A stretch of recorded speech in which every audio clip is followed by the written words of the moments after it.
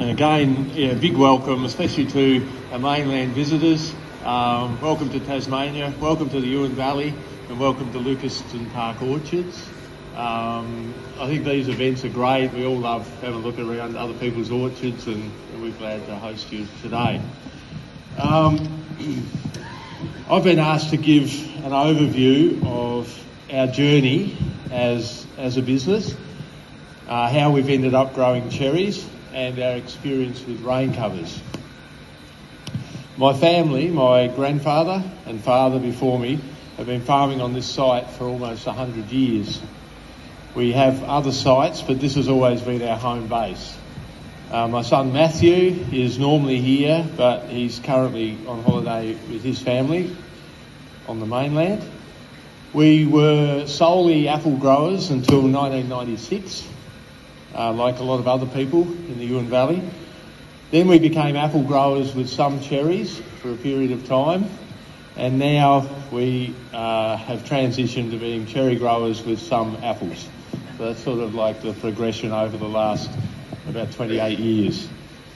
In the heyday of the apple industry in Tasmania, the Yuin Valley was apples from one end to the other. So as you came in with the bus this morning, as soon as you got down on the Grove Strait, all the way down, all the way along the river, all the way to Cygnet, the Channel, just apple orchards everywhere. There were 2,000 apple growing families in the heyday in Tasmania. It was always pretty much pick, pack and send. And I can remember, we were picking, you'd pick in the daytime, you'd pack at night.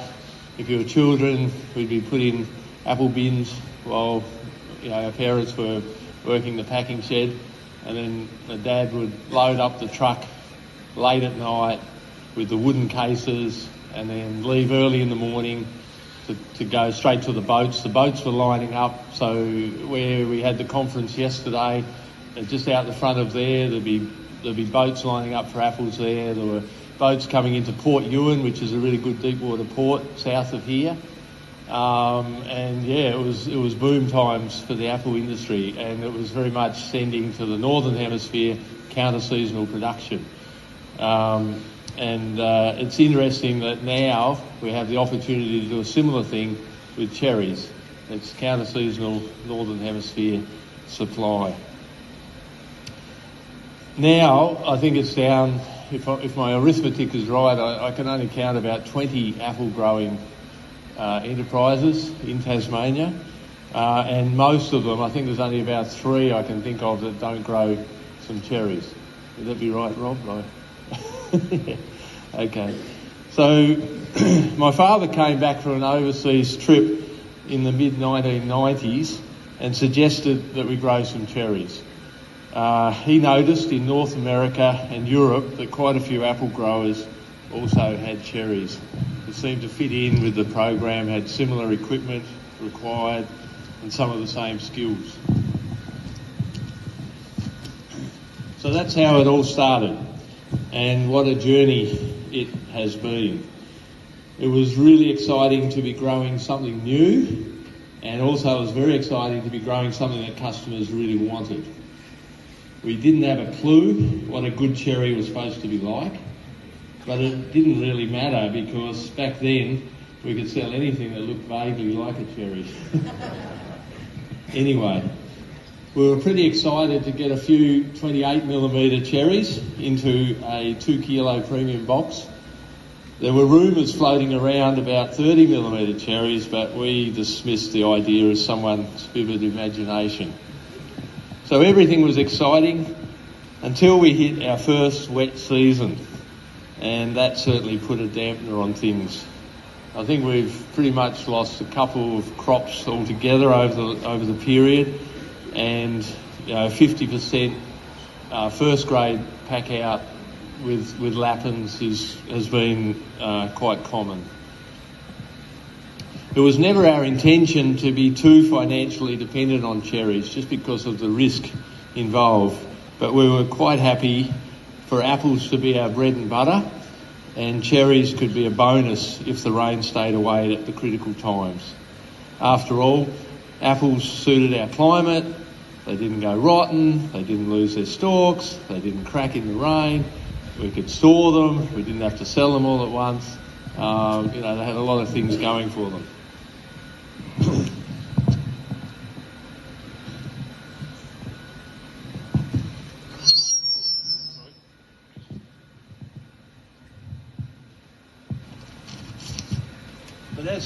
But as time went on, apples became more like bread without any butter, and it seemed like the only thing people wanted was cherries. So we were once again able to grow something we could pick, pack and send.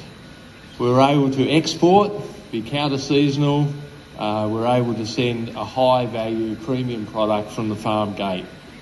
So they ticked a lot of boxes, but they were so risky in our climate. So about 8 years ago, we installed 2 hectares of bone covers in an effort to take some of the risk out of growing cherries. They went on our first block actually. It was Lappin on F12-1. We've still got it, and we ran into trouble with excessive vigour, botrytis and soft fruit, but they didn't crack.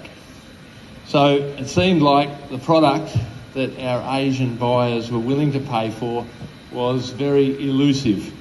We knew what they wanted. They want large, hard and sweet cherries.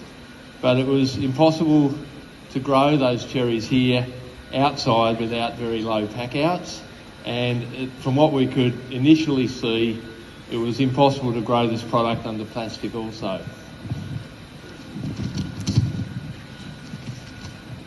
So we kept planting Regina while we tried to figure out what to do. We tried various other covers.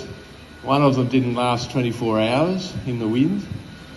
We tried various sprays and also helicopter drying, but ultimately the best way to stop cherries cracking is to keep them dry. We continued to install bird netting over blocks coming into production, with the idea of coming up with a more ventilated, cheaper cover underneath.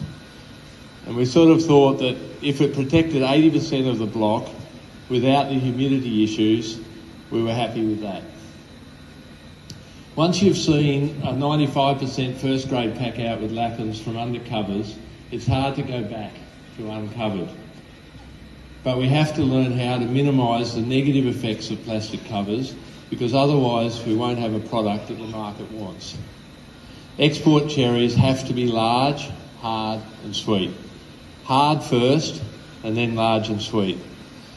And in our experience, cherries under plastic are never as hard or sweet as outside grown fruit.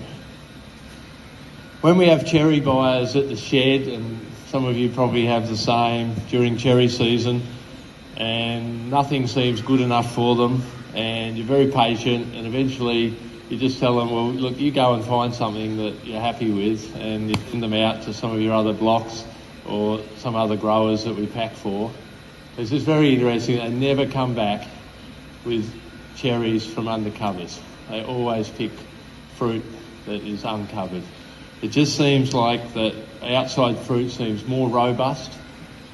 It seems firmer and sweeter. So that sort of tells us a great deal, really. And when we put plastic over a block of cherries, we have to remember that we are affecting the 2 fundamental requirements for growing quality fruit. And these are the 2 things we can't afford to forget. It's light and ventilation. Light and ventilation. So what can we do? Well, we do have tools in our toolkit, and we have to be prepared to use them, and use them preemptively. Ideally, if you were starting out from scratch, you would choose the hardest genetics on a dwarfing stock. But most of us in Tasmania, at least, have Lappin or Simone or Sweet Georgia on colt. And that's a good combination for outside growing. But these are the tools that I think we've got. We've got root pruning.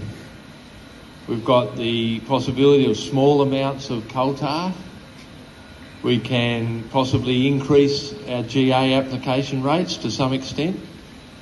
We must reduce our irrigation under covers to maybe 50% of what we're used to using. We need to fertigate more. If we use base fertiliser, it needs to be applied much earlier than we're perhaps used to make sure it's got time for the rain to get it into the soil profile. We need to keep the trees open and short to help with ventilation and light penetration. Most likely zero nitrogen, and we do have to be prepared to pick a little bit earlier than what we might be used to with outside fruit. We have to control the vigour under plastic, otherwise we'll definitely end up with soft fruit that nobody wants. So these are some of the tools that we can use. On the positive side, covers can increase first grade pack out significantly. They can protect from frost, and that's why our blocks, couple of blocks here, we put out early. And they can increase fruit set in shy-bearing varieties, I believe, by keeping the pollen dry over flowering. So there are three very significant pluses. And vone covers stand up to the wind very well. And if you're not using them for bird protection, then the humidity issues could be reduced by perhaps covering like 4 rows and leaving one open, or having shorter rows with gaps, things like that. So we've got some vone covers out here that we'll go out to. I've just got a little bit pulled out so anybody that hasn't seen them can see what they look like. And then we'll also go around the back on the bus to another block where we tried a different cover last year, which might be interesting for people to look at, just to think of how we can get something up that's perhaps cheaper and that definitely didn't have the humidity issues. But with both of anything we put on, there's still a significant reduction in light getting through. So ultimately, we think an affordable, retractable system would be ideal. But this is difficult to achieve, and we're still in the experimental stage. So that's sort of a summary of our journey over the last 28 years. It's been an exciting ride, and I still really enjoy growing cherries. My father's idea to try some cherries 30 years ago turned out to be one of the best decisions we have ever made. And despite all the challenges, growing cherries certainly turned our business around. So